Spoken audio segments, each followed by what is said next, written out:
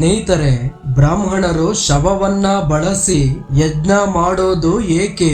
ಯಜ್ಞ ಯಾಗಾದಿಗಳಿಗೆ ಬಳಸುವ ಶವ ಮನುಷ್ಯರದ್ದೋ ಅಥವಾ ಪ್ರಾಣಿಗಳದ್ದೋ? 4 ಶವಗಳಿಂದ 1008 ಯಜ್ಞಗಳು ಸೃಷ್ಟಿಯಾಗಿದ್ದು ಹೇಗೆ? ವಿಷ್ಣುದೇವ ಸುದರ್ಶನ ಚಕ್ರವನ್ನ ಬಳಸಿ ವರಹಸ್ವಾಮಿಯನ್ನ ಕತ್ತರಿಸಿದ್ದು ಏಕೆ? ವೀಕ್ಷಕರೇ, ಏನಿದು ವಿಚಿತ್ರ? ಸ್ವತಃ ಬ್ರಾಹ್ಮಣರಿಗೂ ತಿಳಿಯದ ಈ ಮಹಾರಹಸ್ಯವಾದರೂ ಏನು? ಈ ಮಾಹಿತಿಗಳು ಸತ್ಯವಾದಲ್ಲಿ ಈ ವಿಷಯಕ್ಕೆ ಸಂಬಂಧಪಟ್ಟ ಸಾಕ್ಷಿಗಳೇನು? ಬನ್ನಿ ತಿಳಿಯೋಣ.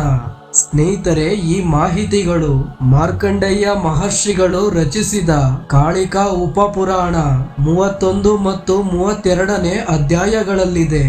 ನನ್ನ ಆತ್ಮೀಯ ಬ್ರಾಹ್ಮಣರಲ್ಲಿ ವಿಶೇಷ ವಿನಂತಿ, ಬ್ರಾಹ್ಮಣರಿಗೆ ಅವಮಾನವಾಗುವಂತಹ ಯಾವುದೇ ತಪ್ಪು ಮಾಹಿತಿಗಳನ್ನ ಈ ವಿಡಿಯೋದಲ್ಲಿ ನೀಡಿಲ್ಲ. ಹಾಗಾಗಿ ದಯವಿಟ್ಟು ತಾಳ್ಮೆಯಿಂದ ಈ ವಿಡಿಯೋವನ್ನ ಕೊನೆಯವರೆಗೂ ನೋಡಿ.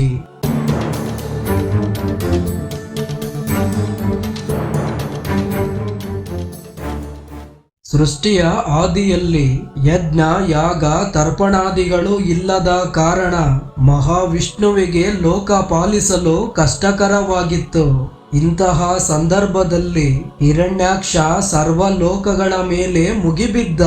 ಅದೇ ಸಮಯದಲ್ಲೇ ಭೂದೇವಿ ರಸಾತಳ ಲೋಕದವರೆಗೆ ಮುಳುಗಿ ಹೋದರು.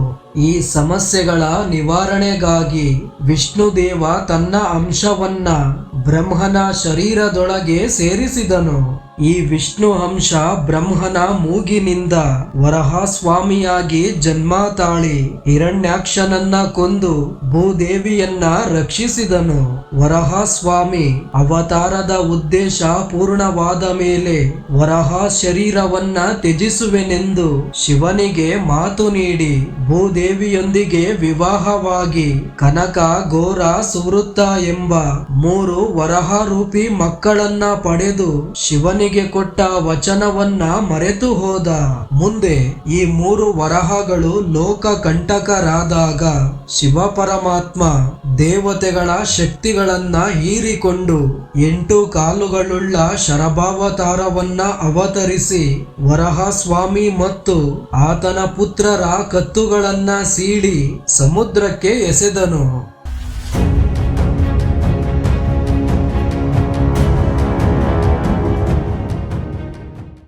ಶಿವನಿಂದ ವರಹಸ್ವಾಮಿ ಅಂತ್ಯವಾದ ಮೇಲೆ ವರಹಸ್ವಾಮಿ ಮತ್ತು ಆತನ ಪುತ್ರರ ಶವಗಳು ಸಮುದ್ರದಲ್ಲಿ ಮುಳುಗಿ ಹೋದವು.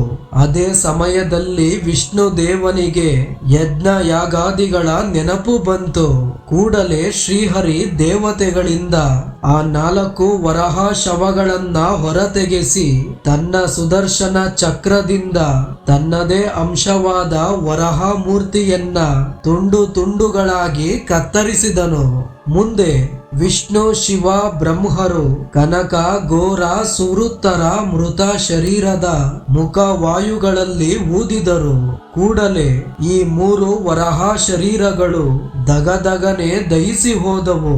ಹೀಗೆ ಕನಕನಿಂದ ಗಾರ್ಹಪತ್ಯ ಅಗ್ನಿ, ಸುವೃತ್ತನಿಂದ ದಕ್ಷಿಣಾಗ್ನಿ, ಘೋರನಿಂದ ಆಹವನೀಯ ಅಗ್ನಿಗಳು ಉದ್ಭವಿಸಿದವು. ಈ 3 ಅಗ್ನಿಗಳೇ ಯಜ್ಞ ಯಾಗಾದಿಗಳಲ್ಲಿ ಕಂಡು ಬರುವುದು. ಇದಾದ ನಂತರ ವಿಷ್ಣುದೇವ ತುಂಡು ತುಂಡುಗಳಾಗಿ ಕತ್ತರಿಸಿದ್ದ ವರಹಸ್ವಾಮಿಯ ಶರೀರದ ಭಾಗಗಳಿಂದ 1008 ಯಜ್ಞ ಯಾಗಾದಿಗಳನ್ನ ಸೃಷ್ಟಿಸಿದನು.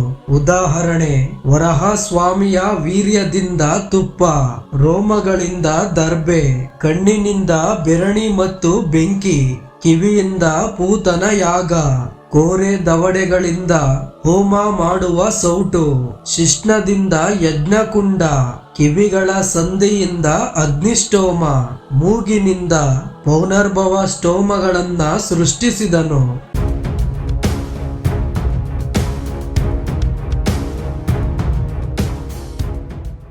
ಅಷ್ಟೇ ಅಲ್ಲ, ಹುಬ್ಬುಗಳಿಂದ ಜ್ಯೋತಿಷ್ಠೋಮ, ನಾಲಿಗೆಯಿಂದ ರುದ್ರಷ್ಟೋಮ, ಕಿರುನಾಲಿಗೆಯಿಂದ ಅತಿರಾತ್ರ ಮತ್ತು ವೈರಾಜ ಯಾಗ, ಕಂಠದಿಂದ ಬ್ರಹ್ಮ, ಪಿತೃ, ಮನುಷ್ಯ ಯಜ್ಞಗಳು, ಕಾಲುಗಳ ಸಂಧಿಯಿಂದ ಅಶ್ವಮೇಧ, ಮಹಾಮೇಧ, ನರಮೇಧ ಯಾಗಗಳು, ಬೆನ್ನು ಸಂಧಿಯಿಂದ ರಾಜಸೂಯ ಯಾಗ, ಹೃದಯದಿಂದ ಸಾವಿತ್ರಿ ಯಾಗ, ಗೊರಸುಗಳಿಂದ ಸರ್ಪ ಮತ್ತು ವೃಕ್ಷಯಾಗ, ಬಾಲದಿಂದ ನೈಮಿತ್ತಿಕ ಯಜ್ಞ.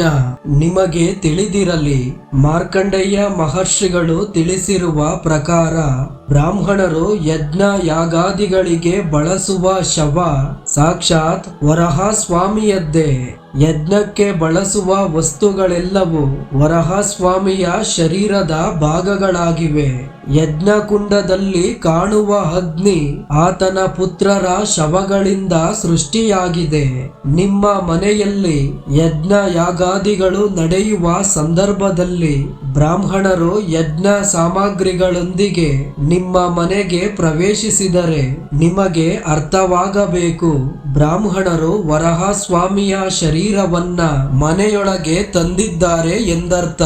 ಆತನ ಶರೀರದಿಂದಲೇ ಯಜ್ಞ ಕಾರ್ಯಗಳು ನಡೆಯುವುದು. ವರಹಸ್ವಾಮಿಯೇ ಯಜ್ಞ ಕಾರ್ಯಗಳಿಗೆ ಫಲ ನೀಡುವ ಯಜ್ಞ ಪುರುಷನು. ಸ್ನೇಹಿತರೆ, ನಿಮಗೆ ತಿಳಿಸುವುದು ಇಷ್ಟೇ. ಸನಾತನ ಧರ್ಮದ ಪ್ರತಿಯೊಂದು ಕಾರ್ಯಗಳ ಹಿಂದೆ ಅತಿ ದೊಡ್ಡ ರಹಸ್ಯಗಳಿವೆ. ಆ ರಹಸ್ಯಗಳನ್ನ ತಿಳಿದುಕೊಳ್ಳುವುದು ನಮ್ಮೆಲ್ಲರ ಜವಾಬ್ದಾರಿ. ಮುಂದಿನ ಸಂಚಿಕೆಯಲ್ಲಿ ಮತ್ತೆ ಭೇಟಿಯಾಗೋಣ.